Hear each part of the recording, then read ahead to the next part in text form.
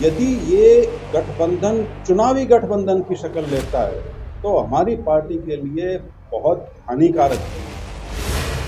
सरकार हमारी, 40 एमएलए हमारे, मुख्यमंत्री हमारे, लेकिन जो राज में जो एक जगह मिलनी चाहिए वो हमारे नेताओं और कार्यकर्ताओं को नहीं मिलती। हम स्पष्ट और सीधी बात करते हैं, इसलिए लोग इतने टीका टिप्पणी सवाल जवाब करते हैं। आज ये जो जहाँ हम बैठे हैं इस समय छोटूराम सामुदायिक केंद्र नया बना है, तो इसका लोकार्पण का कार्यक्रम था। बहुत अच्छी एक सुविधा मिली है गांव के लोगों को और आसपास के इलाके को। 1,41,00,000 की इस पर लागत आई है, करीब 2.5 एकड़ में ये है, तो एक अच्छा सामुदायिक केंद्र बना है। और इसके अलावा जो मेरी आवाज़ सुनो नाम से जो रैली की गई थी 2 अक्टूबर को जींद में, तो जिस प्रकार से कैथल ज़िले से हमारे साथियों ने उसमें अपना योगदान दिया, उनके साथ बैठ के उनका आभार व्यक्त कर सकें, धन्यवाद कर सकें, वो भी इसका एक उद्देश्य था। रैली में सर जो एक अल्टीमेटम दिया गया था भाजपा को, उसमें कि हम भाजपा में नहीं रहेंगे, भाजपा 10% आता तो नहीं मिलेगी, तो उस संदर्भ में आपको कुछ लगता है कि पार्टी नहीं, उसमें बिल्कुल ये बात कही गई थी और पूरे स्पष्ट तौर पे कही गई थी, तो बड़ी जनसभा में कही गई थी, तो उसमें कोई घुमाने फिराने वाली बात नहीं है। लेकिन फिलहाल समझने वाली बात यह है कि 5 प्रदेशों के जो चुनाव हैं वो अनाउंस हो चुके हैं और फिलहाल सारा जो नेतृत्व है वो उन चुनाव में व्यस्त रहेगा। तो इसीलिए हमको कम से कम ये चुनाव समाप्त होने तक का इंतज़ार करना पड़ेगा, क्योंकि उसके बाद ही बड़ी स्वाभाविक सी चीज़ है। प्राथमिकता फिलहाल तो जो तुरंत चुनाव है सबका वो है, और उसके बाद मुझे भरोसा है कि पार्टी ज़रूर इस पर एक स्पष्ट निर्णय या स्पष्ट लाइन जो है वो इस पर ज़रूर लेगी। सर, चुनाव के बीच ही पार्टी ने एक बड़ा फैसला हरियाणा में किया है, सांसद को प्रदेश अध्यक्ष बनाया गया है, और चर्चाएं हैं कि पार्टी जो है जाट और नॉन-जाट को लेकर के कोई अलग रणनीति पे काम कर रही है, आप इसको कहाँ देखते हैं? नहीं, देखिए, मतलब समय समय की बात है।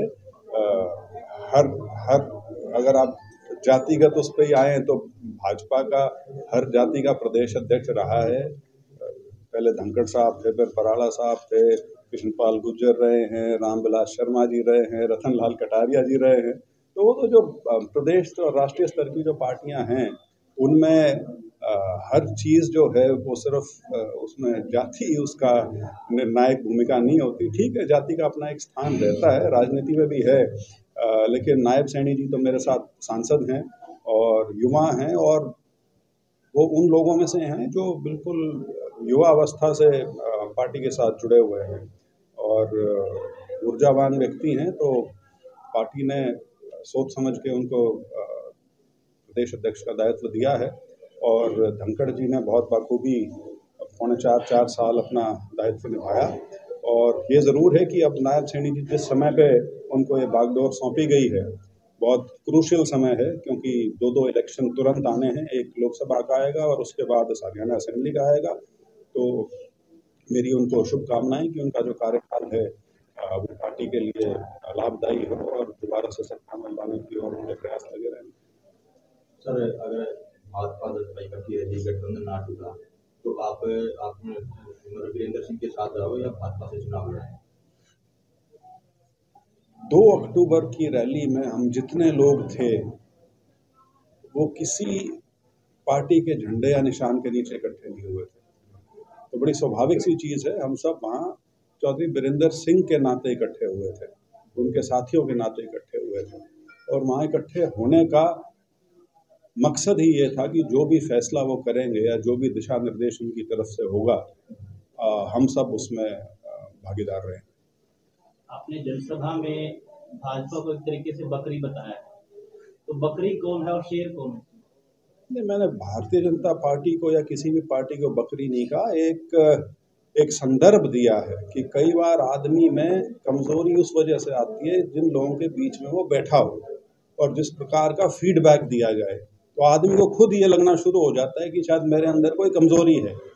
और ये भावना बड़ी व्याप्त थी इस रैली का आयोजन जब जो इसकी तैयारी जब शुरू करनी थी उससे पहले, खास तौर पर जो हमारे जो मेन 30-40 साथी थे उनके अंदर बड़ा संशय था इस बारे में। तो लेकिन जिस प्रकार से इस रैली का फिर आयोजन हुआ और जिस प्रकार की कामयाबी उसमें मिली, जिस प्रकार का जन समर्थन लोगों की तरफ से मिला, तो वो उस संदर्भ में एक बात कही गई।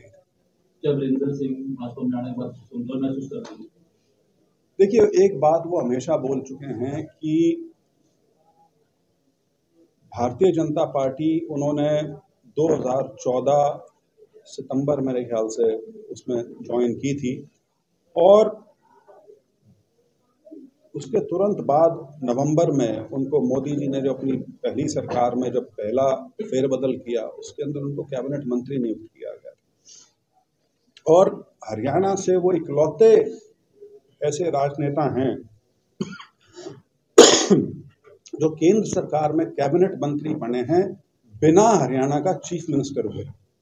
अन्यथा चाहे देवीलाल हैं, चाहे बंसीलाल हैं, राव बीरेंद्र सिंह हैं या चाहे भजनलाल हैं, वो सब प्रदेश के मुख्यमंत्री बने थे और तब केंद्र में कैबिनेट मंत्री का उनको दर्जा मिला। तो चौधरी बीरेंद्र सिंह इस मामले में हरियाणा से एक उपवाद हैं।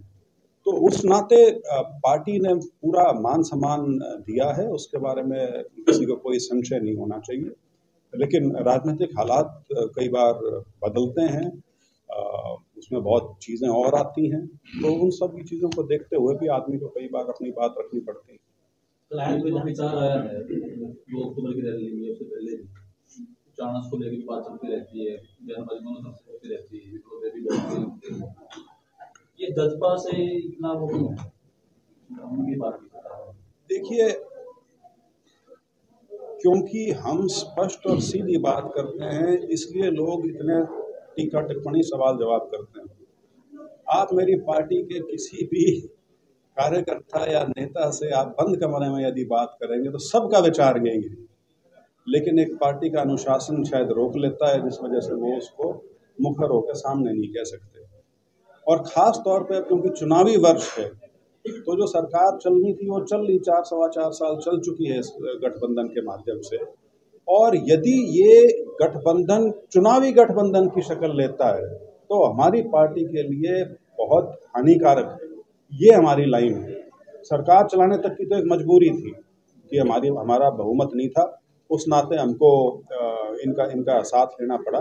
तो इसमें यदि आप इसको सिर्फ उचाना के बारे में सोचें या हिसार लोकसभा के बारे में सोचें, बहुत उसको संकीर्ण करने की बात है। अब आज मैं यहाँ आया हूँ कि क्रम में कलायत हल्का है, कैथल जिला है, ये ना तो उचाना है ना ही मेरा लोकसभा क्षेत्र है। तो हमारा मत ये रहा है कि आप गठबंधन निभाने के लिए हरियाणा का राजनीतिक तौर पे जो सबसे प्रभावी इलाका है उसको यदि खाली छोड़ देंगे तो उसका नुकसान सिर्फ इस इलेक्शन में नहीं, आने वाले समय में भी पार्टी को उठाना पड़ेगा। तो इसलिए पार्टी को अपनी एक स्थिति स्पष्ट करनी चाहिए इस बारे में। तो आपने शब्द इस्तेमाल किया कि हानिकारक हो सकता है चुनावी, तो आपको किस तरह क्या हानि हो सकती है बीजेपी को? नहीं, हानि तो यही है जी, एक जैसा मैंने कहा कि राजनीति के हिसाब से ये बड़ा क्रिटिकल एरिया है और यदि यहाँ पे गठबंधन की मजबूरी की वजह से यदि इस एरिया को राजनीतिक तौर पे क्या कहूँ लावारिस सा छोड़ दिया जाए किसी दूसरे के लिए तो हानि है सीधी सीधी। इसमें तो वो सारी बातें ठीक है, लेकिन सरकार में जिनकी हिस्सेदारी होती है, मैंने ये चीज़ जब विप्लव देव जी आए थे उनके सामने भी बात कही थी कि आम कार्यकर्ता, आम नेता ये कहता है कि सरकार हमारी, 40 MLA हमारे, मुख्यमंत्री हमारे, लेकिन जो राज में जो एक जगह मिलनी चाहिए वो हमारे नेताओं और कार्यकर्ताओं को नहीं मिली।